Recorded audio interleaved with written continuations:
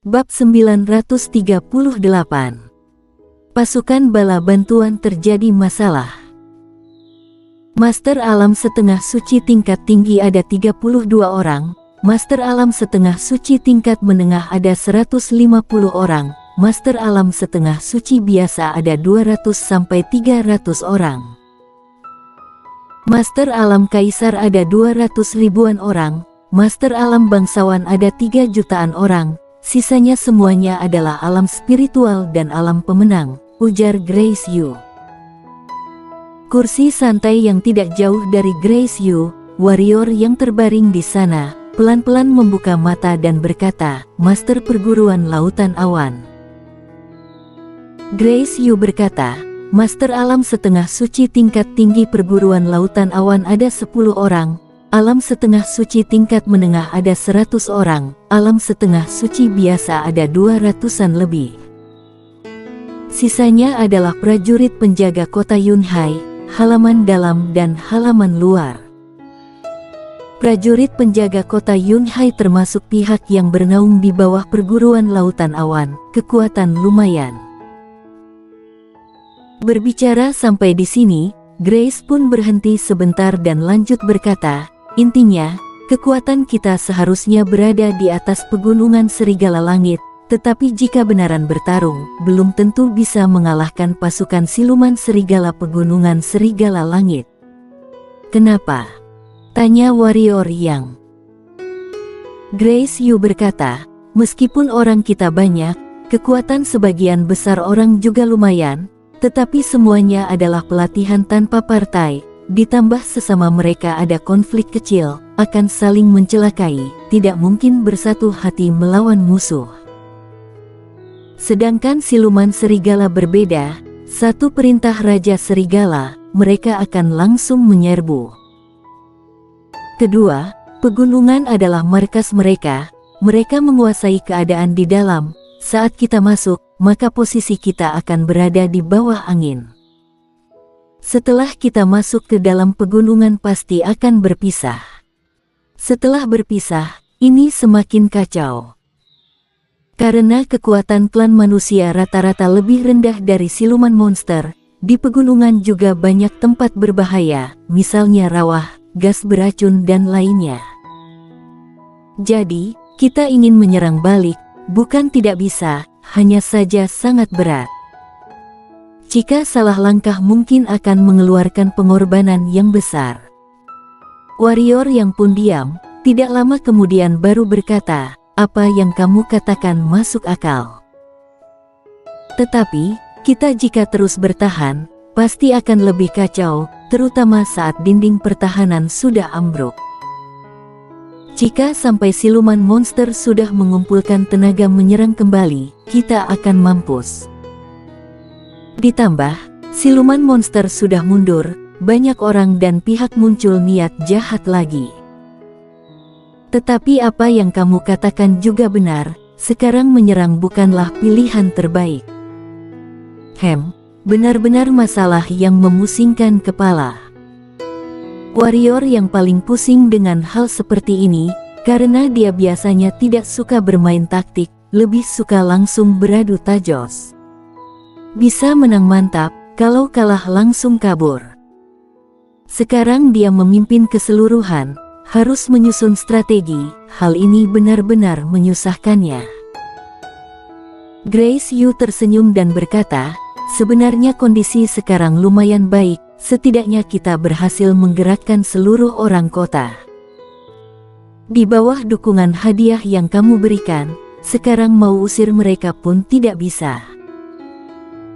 Tugas kita sekarang bukan menyerang, melainkan bagaimana membuat semua orang termasuk master terorganisasi dengan baik, agar tidak mirip dengan pasukan tidak ada aturan. Warrior yang mengangguk kepala dan berkata, masalah ini kamu saja yang menyelesaikan. Aku akan mengatur Master Perguruan Lautan Awan bekerja sama denganmu. Grace Yu mengangguk kepala. Tiba-tiba dia seolah-olah teringat sesuatu, mengerutkan kening dan berkata, berdasarkan rencana Master Perkumpulan Pedang Kuno seharusnya sudah tiba, kenapa sampai sekarang masih tidak melihat bayangan mereka? Aku menebak mereka mungkin dalam bahaya. Warrior yang juga mengerutkan kening dan berkata, utus orang untuk memeriksanya. Oh iya, juga memeriksa Sekte Suci Awan. Sampai sekarang mereka masih belum bertindak, agak sedikit aneh. Grace Yu mengangguk kepala dan berkata, kamu baik-baik istirahat saja. Masalah kota aku akan membantumu menyelesaikan. Sekarang, pimpinan tidak ada, kamu adalah tulang punggung kami semua, jadi kamu harus segera sehat kembali. Dengan demikian, hati pasukan baru akan tenang. Selesai berkata, Grace Yu pun berjalan keluar. Setelah Grace Yu keluar, warrior yang mulai berpikir. Kekuatan dia sekarang ada peningkatan yang pesat. Tidak hanya mencapai alam kaisar tingkat atas, bahkan niat membunuh juga mencapai alam ketiadaan setengah tingkat. Memiliki dua macam konsepsi alam ketiadaan setengah tingkat, dia sekarang bisa dengan mudah membunuh master alam setengah suci tingkat tinggi. Tetapi, warrior yang mengerti, ini masih kurang. Kekuatan pria berjubah merasa sangat kuat. Meskipun berhasil membunuhnya, tapi dia juga terluka parah. Lalu pria berjubah emas ini pasti lebih lemah dibandingkan Kazulo, rahasia Lu mereka. Meskipun belum pernah berjumpa dengan Kazulo mereka, tetapi sudah pernah merasakan kekuatan rahasia Lu dan pemulung. Kekuatan rahasia Lu di atas pria berjubah emas ini. Karena keterampilan pedang rahasia Lu, tidak perlu ada pertahanan. Mengenai pemulung, meskipun hanya bertarung satu kali, tetapi sudah bisa merasakan kekuatannya. Tidak peduli rahasia Lu atau pemulung, sudah membuat dia merasa bahaya. Tentu saja, dia tidak takut pada rahasia Lu dan 5 kader berbakat ini. Dia hanya tidak ingin meremehkan orang-orang ini saja. Harus segera mencapai alam setengah suci. Warrior yang pun sudah memutuskan. Sekarang, masa hidup tersisa sedikit, hanya dengan meningkatkan tingkatan alam baru bisa mendapatkan masa hidup yang lebih panjang. Tidak hanya demikian, mencapai alam setengah suci, kekuatan dia baru ada peningkatan yang lebih pesat. Mencapai alam setengah suci, tidak hanya domain pedang meningkat, kekuatan fisik juga akan ikut meningkat.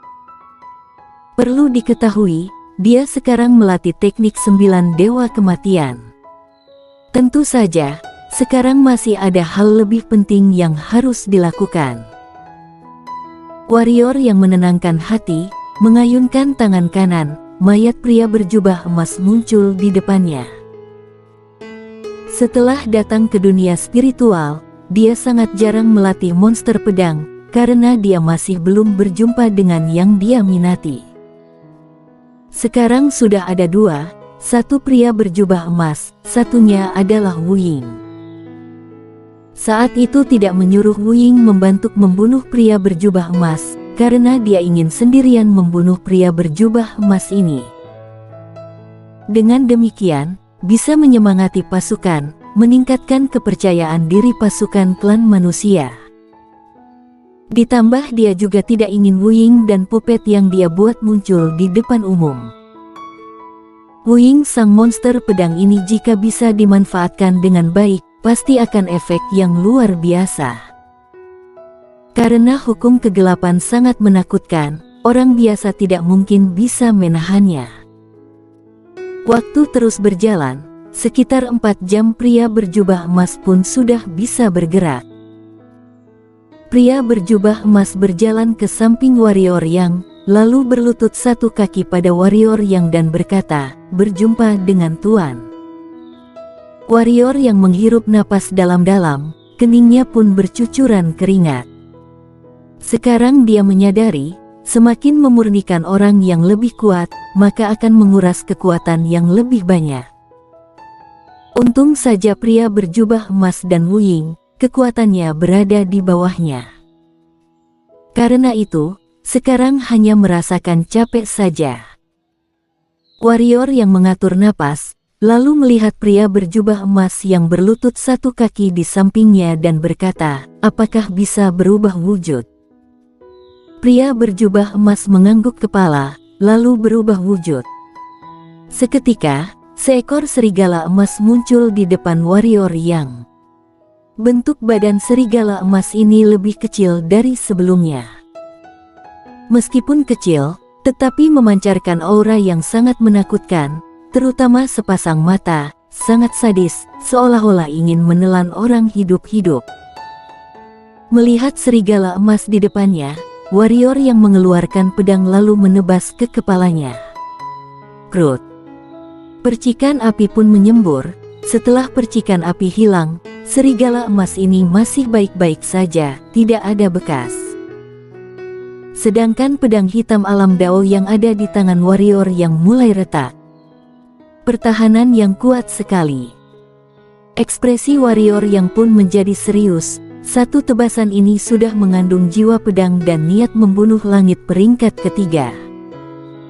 Tetapi masih tidak bisa menghancurkan pertahanan serigala emas. Jika sebelumnya bertarung dengannya dengan wujud serigala, mungkin jiwa pedang alam ketiadaan setengah tingkat juga tidak bisa membunuhnya dalam satu serangan. Warrior yang dalam hati berpikir, pertahanan serigala emas ini adalah yang paling menakutkan yang pernah dia jumpa selama ini, bahkan lebih kuat darinya. Bisa dikatakan, jika bukan mengandalkan hukum kecepatan, bahkan jiwa pedang alam ketiadaan setengah tingkat, mungkin masih tidak bisa membunuhnya, bahkan akan dibunuh olehnya. Perlu diketahui, warrior yang mengandalkan jiwa pedang alam ketiadaan setengah tingkat baru bisa menghancurkan pertahanan lawan. Tetapi, lawan bisa dengan mudah menghancurkan pertahanannya. Tetapi bagi warrior yang, serigala emas ini bisa semakin menakutkan adalah hal yang baik. Karena serigala emas ini adalah anak dari Raja Serigala Pegunungan Serigala Langit, memiliki status setinggi ini di klan Serigala Langit, bisa banyak membantu. Menyimpan Wuying dan serigala emas ke dalam sarung pedang kuno, tatapan warrior yang pun tertuju pada sarung pedang kuno. Melihat sarung pedang kuno ini, warrior yang pun sedikit heran, sekarang dia sudah ada energi ungu kosmik. Di bawah bantuan energi ungu kosmik, seharusnya roh pedang akan sadar. Tetapi sampai sekarang roh pedang masih belum ada tanda-tanda apapun, ini membuat warrior yang merasa khawatir. Maaf. Melihat sarung pedang kuno ini, warrior yang pun merasa bersalah. Karena roh pedang bisa tertidur semua karena dirinya. Jika kekuatan dirinya cukup, pasti tidak ada masalah untuk mengeluarkan ilmu menebas langit menarik pedang. Tetapi masalahnya kekuatan tidak cukup, memaksa menggunakan jurus ini tidak hanya melukainya, juga melukai roh pedang. Beberapa saat kemudian, warrior yang menghela napas dan menyimpan sarung pedang kuno. Sekarang menyalahkan diri juga tidak ada berguna. Daripada menyalahkan diri sendiri, lebih baik berjuang meningkatkan kekuatan sendiri, agar kedepannya tidak memerlukan bantuan orang lain lagi. Hening sejenak, warrior yang menggerakkan pergelangan tangan, muncul lukisan si pengembara yang diberikan pimpinan perguruan lautan awan di depannya. Melihat lukisan di depannya, warrior yang pun langsung termenung. Sekali termenung selama 3 hari 3 malam. Hari keempat, Grace Yu mendadak masuk ke dalam kamar. 3.000-an orang bala bantuan dari perkumpulan pedang kuno terjadi sesuatu, ujar Grace Yu. Mendengar ini, warrior yang pun seketika menenangkan diri, tatapan sangat datar, tetapi ruang dimensi di sekitar warrior yang mulai muncul retakan. Bersambung.